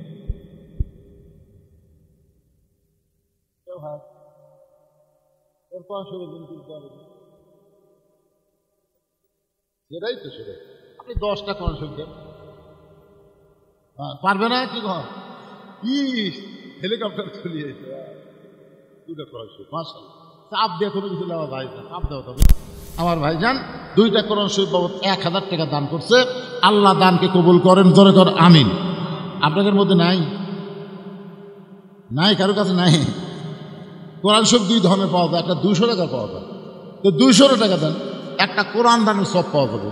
500 টাকা যদি বেশি মনে হয় 200 টাকা দেন, 200 টাকা দেন, দেন সবাই যদি 200 করে টাকা দেন তো অনেক টাকা হবে। টাকা থুয়া মন বলতে দেশ না রে, দেশ না রে, আসলে আপনি ঠকে গেলেন। কারণ আজকাল মাহফিল যদি শেষ হয়, আর যদি এরকম মাহফিলে বসার তৌফিক যদি আল্লাহ না দেয়, হায়াত যদি শেষ হয়ে যায়, হায়াত শেষ হতে পারে কি পারে না? ধরে কর মাশাআল্লাহ। এই দেখেন টাকা কুমা দিতে আমার ভাই দৌড়াইছে, মাশাআল্লাহ 200 করে দেন, অসুবিধা কি? আর একজন দিচ্ছে, মাশাআল্লাহ মাশাআল্লাহ। আল্লাহ তোমার 2জন বান্দা 200 করে টাকা করছে দান, কোরআন দানের সব তাদের আমল নামায় দিয়ে দেন। জোরে বলি আল্লাহুম্মা আমিন। সবাই বলেন আল্লাহুম্মা আমিন। ওই দেখেন কিভাবে এক মধ্যে মোতাহিদ আসতেছে, হাই রে কি এবার দেখে আজকে পুরাতের বছর পাওনা পড়ে, মাশাআল্লাহ। আল্লাহ তোমার একজন বান্দা কোরআন বাবদ 200 টাকা দান করেছে, আল্লাহ দানকে কবুল করেন, আল্লাহুম্মা আমিন। মাশাআল্লাহ মাশাআল্লাহ। 200 2জনে নিয়ে আসছে, নিজের আনছে আর এখন নিয়ে আসছে, মাশাআল্লাহ। 200 করে 2টা কোরআন শরীফ বাবদ দান করেছে, আল্লাহ দানকে কবুল করেন। দুনিয়ারই টাকা পয়সা দুনিয়াতে রবে, ফকির হয়ে মানুষ কবরেতে। নিয়ত করেন যে আমার একটা বিশাল বেধি আছে, ব্যারাম আছে, হুজুর ভালো হয় না, এখানে একটা ছাগল দেব সদকা করে, জনগণের ইসলামের সব মাহফিলের জন্য একটা ছাগল দেব, আল্লাহ আপনার বেধি ভালো করে দেবে। দেয় না? কি কোন দেয় না? যেমন সদকা করেন, কোরআন শরীফ বাবদ সদকা করেন, মাশাআল্লাহ। আর একজন 200 টাকা দান করে গেল, আল্লাহ আমার ভাইয়ের দানকে আল্লাহ কবুল করেন, আল্লাহুম্মা। পিছন দিক থেকে একটা লোক উঠলো না। মানে এই মোগল টলির, আপনারা না বারা টলির, আপনাকে মোগল টলির লোক নাই? একেবারে মোগল টলির লোক নাই, একটা লোক নাই, হাত পর্যন্ত দিদি মোগল টলির কোনো লোক নাই।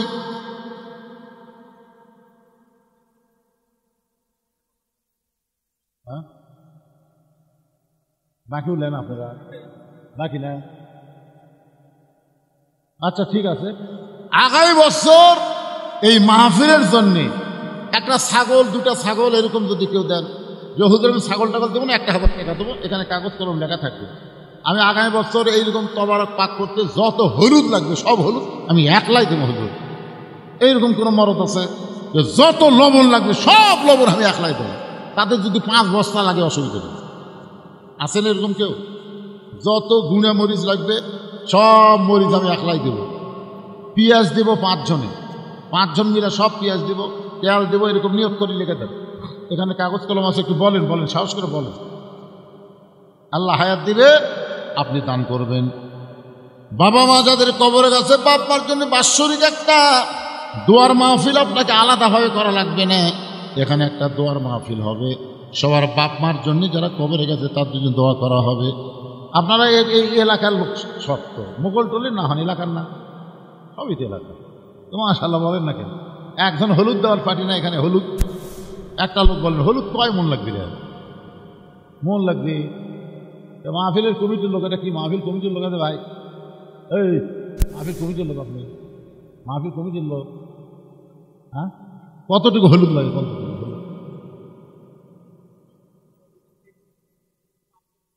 40 মন, 40 মন চাউল 5 কেজি লাগছে। আচ্ছা আপনি জানতে পারবেন কোন তো দিকে আপনি দিয়ে শুরু হচ্ছে দিকে কি আসাদুল 5,000 টাকা ধরে বলেন মারহাবা। কে বাড়াছে বাবা? কে রে বাবা? সব হলুদ দিবে তো বাড়ি?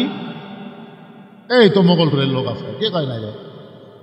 মোগলটলের আনোয়ার, তাই না? আনোয়ার হোসেন যত হলুদ লাগবে সব হলুদ দান করবে, জোরে বলেন মারহাবা। আপনাদের মধ্যে লবণ দেওয়ার লোক নাই, কয় মন লবণ লাগবে রে? লবণের দাম কত? একটা লোক বলেন। হলুদ হয়ে গেছে, আনোয়ার সব হলুদ দিবে। কোনটা লবণ, কোনটা বাদান? বাড়ি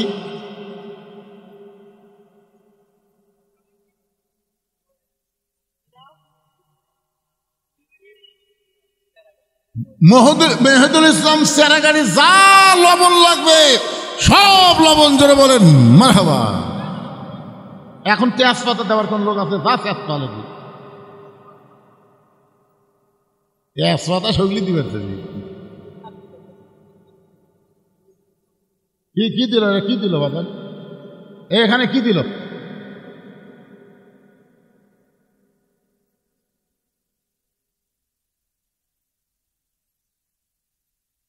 এখানে তেল লাগে, তেল। পেঁয়াজ দেন না কেন? 10 কেজি পেঁয়াজ দেওয়ার কেউ আছেন যে হুজুর আমি আগামী বছর মাহফিলে 10 কেজি পেঁয়াজ দিলেন? একজন আল্লাহর বান্দা বলেন 10 কেজি পেঁয়াজ। একজন বলেন, হাত তোলেন। আপনারা খাবেন না বারে, বাক্সিক করে সব একসাথে খেয়ে চলে যাবেন, অসুবিধা কি? বলেন। একটু জিকির করেন লা ইলাহা ইল্লাল্লাহ, লা ইলাহা ইল্লাল্লাহ, লা ইলাহা ইল্লাল্লাহ, লা ইলাহা ইল্লাল্লাহ, লা ইলাহা ইল্লাল্লাহ, লা ইলাহা, লা ইলাহা ইল্লাল্লাহ মুহাম্মাদুর রাসূলুল্লাহ সাল্লাল্লাহু আলাইহি সাল্লাম। লবণ আনোয়ার দিছে হলুদ। পেঁয়াজ 10 কেজি দেওয়ার কেউ নাই। এভাবে হবে না। আপনারা কিভাবে চলান আল্লাহ ভালো জানে। এ যে মাহফিল যে করতেছেন, এ কিভাবে টেকা তুলছেন এতগুলো? কঠিন কি দিবেন? কয় কেজি? এই লেখেন জাহিদুল ইসলাম, বাড়ি মোগলটলির জাহিদুল ইসলাম, 10 কেজি পেঁয়াজ, জোরে বলেন মারহাবা। মন আপনাকে দিবার চায় না কেন? দিবার না চাওয়াই তো আখিরাতের প্রতি বিশ্বাস কম। যারা দিবেন সর্বসত্য ত্যাগ করে আল্লাহ আখিরাতে আপনাকে দিবে ভাইজান। অনেক মানুষ এখানে খাবে। এখানে 5টা দলের জন্য জান্নাত আশা করে, তার মধ্যে একটা দল হলো মুতাইমুল জাইয়ান, যারা ক্ষুধার থেকে অন্নদান করে আল্লাহর জান্নাত তাদের জন্য আশা করে থাকে। আমি শেষ কাটটা বলেছি, ওমান সাল্লাল্লাহু হাবিবুর রহমান একটা হাদিসে কুদসি বলেছিলাম। এখন আসেন মূল আলোচনায়। এইভাবে ঘেঙ্গা আদায় করা খুব কঠিন ভাই, আমার দ্বারা হবে না। আপনারা কিভাবে করবেন আপনারা ভালো পাবেন। হ্যাঁ, ঘেঙ্গা এইভাবে আদায় করা যাবে কেন? কার মধ্যে কি নিয়ত ঢুকেছে আল্লাহ ভালো জানে। ও আজ তো শেষ, আবার ওয়াজ করবে। ফজরের নামাজ জামাতের সঙ্গে আদায় করা লাগবে। এ ওয়াজ শোনে কি ওয়াজ শুনতে যারা ফজর বাদ দিবে, লঙ্গি খুলিয়া মাথায় পাগড়ি পরিবে, আল্লাহ রাসূলকে উমর ফারুক বললেন, ইয়া রাসূলুল্লাহ, 5 ওয়াক্ত নামাজের মধ্যে 3 ওয়াক্ত তাড়াতাড়ি, 2 ওয়াক্ত লম্বা কেন? আসর, কিছুক্ষণ পরে মাগরিব, মাগরিবের কিছুক্ষণ পরে এশা। কিন্তু এশা থেকে ফজর, ফজর থেকে জোহর লম্বা কেন? আল্লাহ রাসূল বললেন, ফজর থেকে জোহর পর্যন্ত আল্লাহ লম্বা সময় দেওয়ার কারণ হলো ওই সময়ের মধ্যে খেতে খামারে কাজকাম করবে, ব্যবসা বাণিজ্য করবে, চাকরি বাকরি করবে, কুলি মজুরি করবে। এইগুলো করতে গিয়ে শরীরের যে ক্ষয় হবে, শরীরের যে ক্ষয় হবে, এশা থেকে ফজর আল্লাহ লম্বা সময় দিল। ওই লম্বা সময় ঘুম পারলে ওই দেহের ক্ষয়টা আল্লাহ ঘুমের মাধ্যমে পুরা করে দিবে। এই জন্য আল্লাহ বলেছেন, নাওমাকুম সুবাতা, ঘুম হলো জান্নাতের নিয়ামত। সুবহানাল্লাহ। এবারে এই ছোট্ট বাচ্চা, উনি আবার ভিডিও ম্যান হয়ে গেছে রে, কিরে বা। ওরস শব্দের অর্থ হলো ওরস, ওরস, এটা ঔরস থেকে ওরস। আমার কথা বুঝলেন? একজন আল্লাহর ওলির ছেলে, একজন এরকম করতে করতে ওনারা ওরসকে ফার্সি শব্দ বলা হয়েছে। ওরস মানে আল্লাহ আর বান্দার মধ্যে মিলন হওয়া। মিলন বোঝেন? এই মিলন মানে এখানে আল্লাহর অনেকগুলো বান্দা আসবে, এখানে আল্লাহ রহমতের ফেরেশতা আসবে, কোরআন হাদিস থেকে আলোচনা হবে, লাস্টে তাবারক হিসেবে কিছু পাবে। এর মাধ্যমে 1 কেজি 1 জগ পানির মধ্যে 1 মুষ্টা চিনি ঘন্টন দিলে ওই চিনি যেমন পানির মধ্যে বিলীন হয়ে যায়, শত চেষ্টা করলো চিনিকে যেমন পানি থেকে আলাদা করা যায় না, খুঁজাও পাওয়া যায় না। ধরে কোন কথা ঠিক ছিল? এখন ওইটা আগে যখন ছিল তখন সবাই বলতো চিনি পানি, পানি চিনি। আমার কথা বুঝলেন? চিনি এই জায়গাটা আছে, এই জায়গাতে 1 জগ পানি আছে। আপনার কি বলবেন? 1 জগ পানি, 1/2 কেজি চিনি। কিন্তু চিনি আর পানি যখন একত্র হয়ে গেল, 2টা ঘন্টন মারলে ওইটা মুখে দেওয়ার পরে কেউ বলবে না পানি, কেউ বলবে না চিনি, কেউ বলবে পানি, কেউ বলবে পানি, কেউ বলবে না।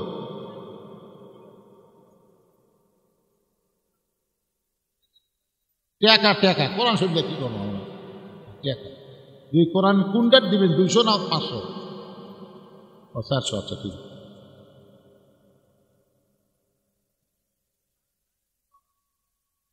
আচ্ছা ঠিক আছে বাবা, অসুবিধা। কি বলবেন এখন? ওটা মুখে দেওয়ার পরে কেউ চিনি বলবি? কি বলবে? শরবত। কেউ পানিও বলবি না, চিনিও বলবি না, আলাদা একটা নাম হবে। তো আল্লাহ এবং বান্দা যখন ইবাদতের মধ্যে সামিল হয়ে যায়, তখন বান্দা আল্লাহ এমন একটা অবস্থায় পৌঁছে যায়, আল্লাহও থাকে না, বান্দাও থাকে না, আল্লাহ ওয়ালা হয়ে যায়। ধরে বলেন কি কথা কয় না? লোকটা বড় আল্লাহওয়ালা রে, তার মধ্যে কি আছে? ওয়ালা আছে, আল্লাহ আছে, আছে না নাই? তো ওরসটা হলো ঠিক ফার্সি শব্দ, বা একে যা আরবিতে বলা হয় আল্লাহওয়ালা, আল্লাহর অত্যন্ত মোত্তাকি পরহেজগার বান্দাদের মিলন মালা। ধরে করেন সুবহানাল্লাহ।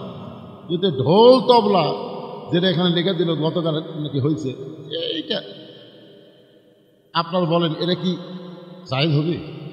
তাহলে এই না জায়েজে কাম যারা করতেছেন তারা তো চিন্তা করা লাগবে ভাই, জান যে আমাদের 33 পাসি, কিন্তু বাকি 33 হলো, এই 33টা হলো ওয়ালা তামুতুন্না ইল্লা ওয়া আনতুম মুসলিমুন।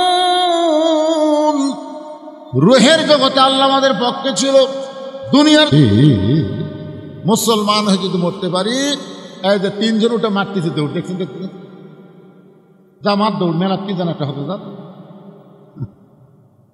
শোনেন ভাইজান, জোরহাত করে বলতেছি, একটা মেয়ে মানুষ সন্ধ্যার সময় মুরগির ঘোড়া দেখে, ঠিক মতো মুরগি উঠলো কিনা দেখে না? তখন দেখে কি দেখে? একটা মেয়ে মানুষ সন্ধ্যার সময় মুরগি দেখে, ঠিক মতো উঠলো কিনা। সন্ধ্যার সময়, রাত 10টার সময় কেউ দেখে না, সন্ধ্যার সময়। একটা মরদ মানুষ সন্ধ্যার সময় গোয়াল ঘরে গরু ছাগল উঠলো কিনা, এটা কখন দেখে? কথা কয় না, কখন দেখে? তাহলে আপনি কত বড় চালাক, মুরগি হাঁসকে ভালোবাসেন মা, সন্ধ্যার সময় খোঁজ করেন। আপনি কত বড় ভালো মানুষ, গরু ছাগল সন্ধ্যার সময় খোঁজ করেন। আপনার আগে রাতে এত রাত্রি ঘুরতেছে, এরকে খোঁজ করেন না কেন? কি এ যারা ঘুরতেছে এরা কি মানুষ আছে? আইডিয়া হয়ে গেছে আমার এলাকার এক আইডিয়া, হঠাৎ দড়ি ছিঁড়তে ভাই, দড়ি ছিঁড়ার পরে এখন এই আইডিয়ালা খালি দৌড়ে আর কামড়ে, এ কোথায় রেখে উত্তর পাড়া, এখন এই দক্ষিণ পাড়া থাকে, মানে এত দৌড়াচ্ছে আইডিয়া বুঝতে, দড়ি ছেঁড়া হলে পাওয়া এই আইডিয়া বোঝা। এখন এই কিশোর বাচ্চার থেকে যুবক যারা হচ্ছে একই অবস্থা, খালি দৌড়ি চিল্লি আল্লাহ ভাল্লি। আপনি বাবা হিসাবে আপনার হাত পায়ে বেড়ি লাগায়া আল্লাহ জাহান্নামে দিবে যদি আপনি ছেলের দিকে খেয়াল না করেন। লাইলাতুল মিরাজে নবী জান্নাতে গেল, যাদের কতগুলো বাবা হাউমাউ করে কাঁদতেছে। জিবরাইল, জান্নাতের মধ্যে বাবারা কাঁদতেছে। বলি ইয়া রাসূলুল্লাহ, যা হবে আল্লাহ আপনাকে আগাম দেখানোর জন্যই লাইলাতুল মিরাজ। যেরকম সুবহানাল্লাহ। নবী জাহান্নামে গেলেন, দেখেন কতগুলো বাবা মুস্কি মুস্কি হাসতেছে। নবী বলে, জিবরাইল, জাহান্নামের মধ্যে হাসতেছে, জান্নাতের মধ্যে কাঁদতেছে, কারণ কি? ফেরেশতা জিবরাইল বলে, আল্লাহ, এই সকল বাবা নিজের পাপের কারণে জাহান্নামে হবে, কিন্তু ওয়ালাদুন সালেহুন, এদের নেককার সন্তান সব সময় 5 ওয়াক্ত নামাজ পড়ে আল্লাহর কাছে কান্দে আর বলে, রব্বির হামহুমা কামা রব্বায়ানি সগীরা। আল্লাহ, আমার বাবা পাপী হয়ে কবরে গেছে, আমি সন্তান হয়ে দোয়া করি, আল্লাহ আমার বাবাকে তুমি মাফ করে দাও। আল্লাহ বলে, বান্দারে, তুই পাপের কারণে জাহান্নামে হলে কি হবে? তোর নেককার সন্তান তোর জন্য দোয়া করার কারণে একটা নেকি তোর আমলনামার মধ্যে প্রতিদিন ঢুকতেছে। এই আমলনামার মধ্যে প্রতিনিয়ত নেকি ঢোকার কারণে অচিরে আমি আল্লাহ তোরে জান্নাত দিয়া দিব। এই জন্য বাবারা মুসকি মুসকি হাসতেছে, কেন? সন্তানের ওসিলে আল্লাহ তাদেরকে আবার কি দিবি? জান্নাত দিবি। আর জাহান্নামের মধ্যে জান্নাতের মধ্যে কাঁদতেছে ওই সকল বাবারা নিজের নেক আমলের কারণে জান্নাতি হবে, কিন্তু সন্তানগুলা খারাপ হওয়ার কারণে, সন্তানগুলা খারাপ। মেলাত ঘরে কোরআনের মাহফিলে আসে না, আজান দিলে লেপের মধ্যে 2.5 হাত হয়, আগে আসলো 3 হাত, ফজর আজান শোনা হচ্ছে 2.5 হাত। এরকম আইডিয়া আসে না? নাই, কথা কন না কেন? এটা 2.5 হাত হয়ে গেছে। ল্যাপ টান্দা দেখে ল্যাপের তলার সাইজ, সকালবেলা সাইড থেকে উত্তর সাইজ একই সাইজ। আল্লাহ কয়, রে তুই ভালো আমল করে জান্নাতে হলি, কিন্তু তোর বেটা, তোর মেয়ে হাইল করে কিলকিল করে ঘুরতেছে, তোর সন্তান খারাপ হওয়ার কারণে আর পাপের একটা অংশ তোর আমলের মধ্যে ঢুকতেছে। অফিরে আমি আল্লাহ তোকে জান্নাত থেকে জাহান্নাম দিব। এখন আপনি বাবারা কি করবেন? আপনার ছেলে মেয়ের দিকে আপনার খেয়াল করার দরকার আছে না নাই? যেরকম আসলে নাই ভাইজান, আছে। সবাই মনোযোগ দিয়ে শুনবেন। আনফুসাকুম আহলিকুম নার, জাহান্নামের আগুন থেকে বাঁচতে গেলে একলা বাঁচলে হবে না, আহাল পরিবার নিয়ে আমাদেরকে বাঁচতে হবে। আল্লাহ পাক আমাদের সকলকে কবুল করুক। সকলে বলে আল্লাহুম্মা আমিন। আস্তাগফিরুল্লাহ আল্লাযী লা ইলাহা ইল্লা হুয়াল হাইয়ুল কাইয়্যুম ওয়া আতুবু ইলাইহি লা হাওলা ওয়া লা কুওয়াতা ইল্লা বিল্লাহিল আলিয়্যিল আযীম। আল্লাহুম্মা আমিন।